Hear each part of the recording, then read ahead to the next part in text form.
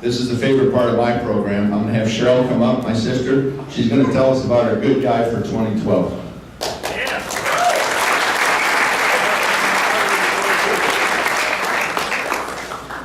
Cheryl's back. I am back.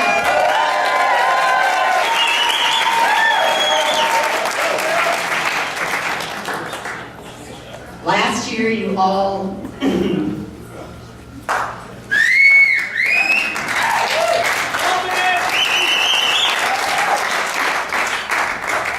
supported me in the effort to get to that piece and to get to the other side. And I can say, thank God I did. So thank you.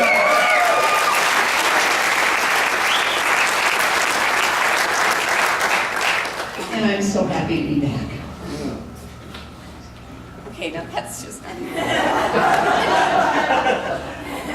I can do No crying in baseball. Yeah. Okay, this year we have a wonderful nominee that Greg Keenholz felt we needed to know about for our good guy of 2012. But Greg wrote just a wonderful letter to us about a gentleman by the name of Todd Foltz. Yeah. And wait to hear about this story. Greg says that he's proud to nominate Todd Foltz for the good guy this year. He's known Todd for 24 years, and he believes Todd fits the mold of what a good guy really is. He has a great faith, growing up the son of a Lutheran pastor, a wonderful family, a wife in Erica, which is their 11-year wedding anniversary today.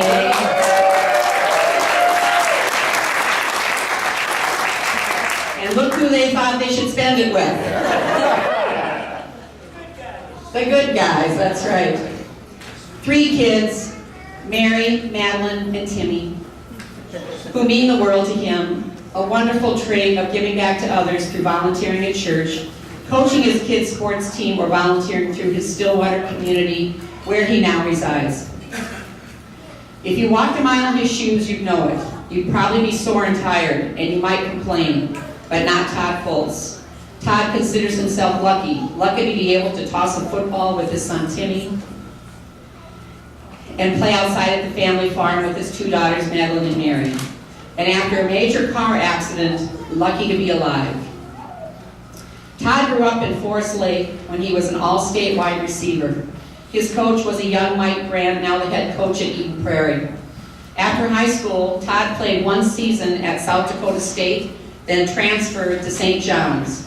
Grant was the offensive coordinator there under a living legend head coach, John Gagliardi. According to Gagliardi, he said of Todd, he's not only a great athlete, but an unbelievably fine person, and the most positive guy I've ever known. A good guy trait, I would say. Grant added, everybody at St. John's knew him, everybody loved the guy, his personality and impact on people's lives up there probably were more important than what he did on the field. What he did on the field was impressive. The first touchdown pass Todd ever caught as a Johnny was a 94-yarder at Gustavus. It's still the longest touchdown reception in St. John's history. But even more significant than that touchdown itself is what Todd did immediately afterward. After he made a seemingly out-of-place gesture in the end zone, Gagliardi remembers thinking, "Oh, dang it, we didn't do that at St. John's." He wanted to grab Todd and say, "None of that stuff." But on the sidelines, Coach Grant said, "That's not Todd showing off." He was pointing up at his little brother, Timmy. Timmy was 5 years younger than Todd, a typical little brother, till he was 11 years old. He got sick with a rare type of cancer. Within a year of diagnosis, Timmy passed away at home. At the time of Timmy's passing, Todd remembers it got real quiet. You saw his chest rise and fall, and we all kind of waited for that next breath, and it didn't come. Dad said that was it. Todd was at Timmy's bedside and made one last promise to his little brother. "I just said whenever I score a touchdown, I'll point at you." And that's what was happening in the end zone on that great touchdown day. Todd says he never planned to say it. The words just came out. Well, on June 5th of 2008, Todd was driving down a road in Stillwater heading to a meeting when he was hit head-on at 60 miles per hour. Todd's car did a 360 barrel roll in the air, landed on his tires, started on fire. Gasping for breath at tremendous pain, he couldn't feel his legs, but Todd knew that somehow he had to get out.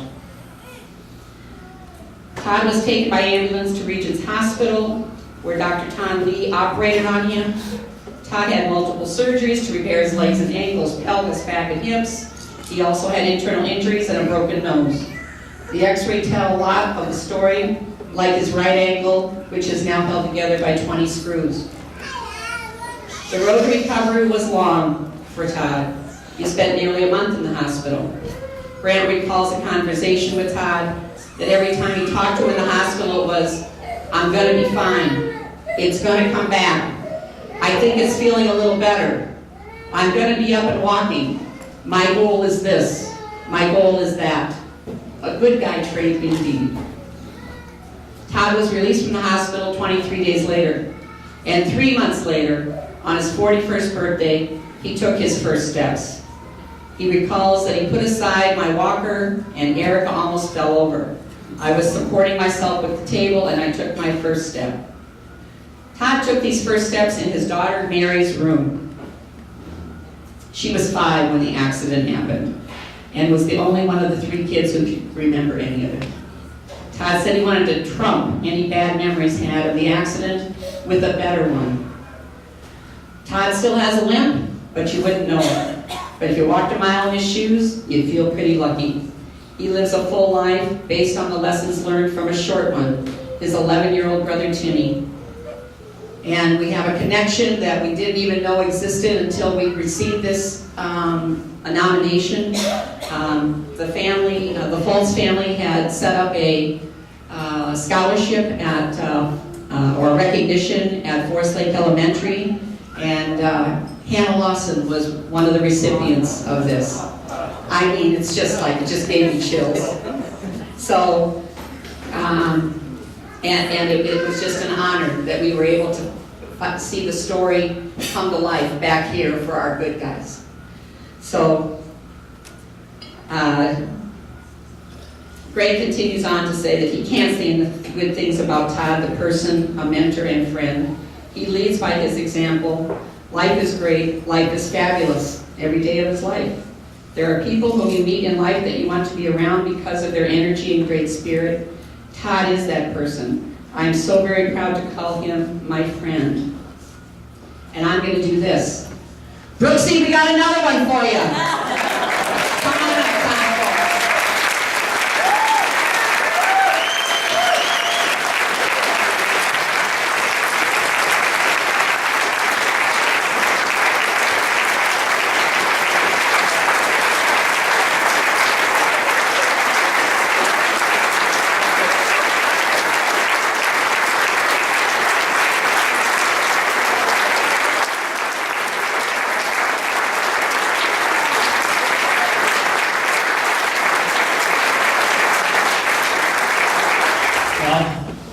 Say a few words at least because I'm the son of a Lutheran minister. So as I watched my dad growing up, I just noticed whenever he had something to say, there was about 300 people around. So, but I'll try to be brief.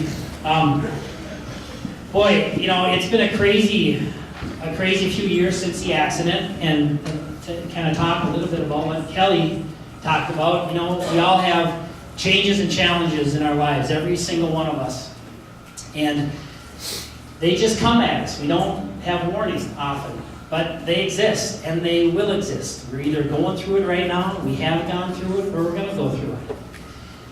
And it's just part of life. It's just something that we're all going to deal with. For me, I was lucky as growing up, and I know for the family with Brooks, they were able to kind of have some great influence, and I know each of you have had people who have influenced you and who have been there for you and helped maybe put their hand on your shoulder and show you the way, or give you some guidance, some encouragement. So it's an honor to be here, and you know, over these past few years, I've started doing a lot of public speaking on the accident and talking about gratefulness. And I talk about the 5 things that I'm grateful for because of the accident. Things that I would have never had if it wouldn't have been for the accident. As negative and terrible as it was, there was a lot of good things that came of it, and I'm grateful for that. Today, though, I stand up here and have another word that just is overwhelming me right now, and that's humbled.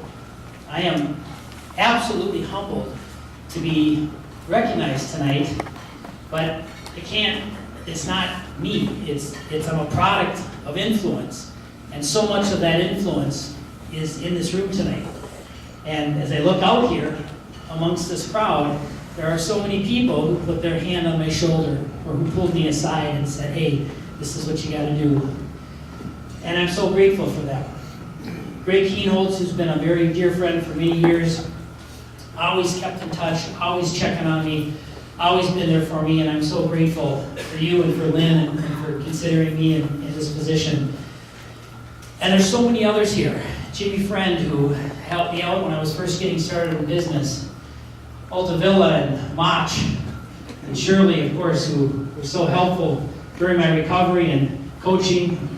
Lasuda and Bob Moorhead and all the other guys here who were part of it. Dougie Beck, who gave time to me when I was a little kid running around trying to figure out which direction to go, and he used some of his help to kind of guide me, and I look back on that. I think back to some of the other good guys like Bob Beatty, who was a big supporter, and I know I'm missing some, and I apologize. I know a lot of you know who you are out there, and you've been a part of my life, and this is not just a word for me, but this is for all of us, and for all of you, for all those times you took a moment to help me. So I'm grateful for that. I'm very grateful also for the influence of my parents who are here tonight, Don and Eunice. So grateful for the direction that they gave me. My father-in-law, David, was a very important part of our life. And my kids, Mary, Timmy, and Madeline. And of course, you can't go too far in life if you don't have a great wife. And I got one of those wives who just... And when our life changed, in an instant, when Erica got a phone call saying, Todd's been in an accident, everything changed. And she had to put the whole family on her shoulders and walk through the mud and the rain and the wind and everything to get us to where we are today. So I'm eternally grateful. And I'm so glad. And 11 years ago, I got to marry her. Thank you. And I just want to say one other thing. I really want to thank Charlene and Molly Becker. Thank you for putting together what I've come to find as one of the great American families. This is really special to see the depth, the emotion, the love of your family. I'm really grateful to you, to Kelly and to Craig, to Leah, Myra, Tracy, Crystal, and Cheryl. I thank you guys for this award. And most of all, I thank Brooks, because Brooks is here tonight. I've seen him in the smiles, I've seen him in the eyes of every family member. Every one of them wearing the yellow shirts. And all these friends that I hear talking about Brooks stories as I walked around, I see it and I hear it in your voices and in your faces. Brooks is here amongst us, and I'm glad to have met him tonight. It's a special deal. I want to just end with two things.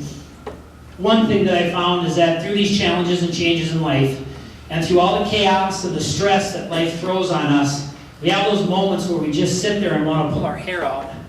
And we think about how bad things are going on and how challenging things are, and we wonder, where is it going to come from next? How am I going to get through this?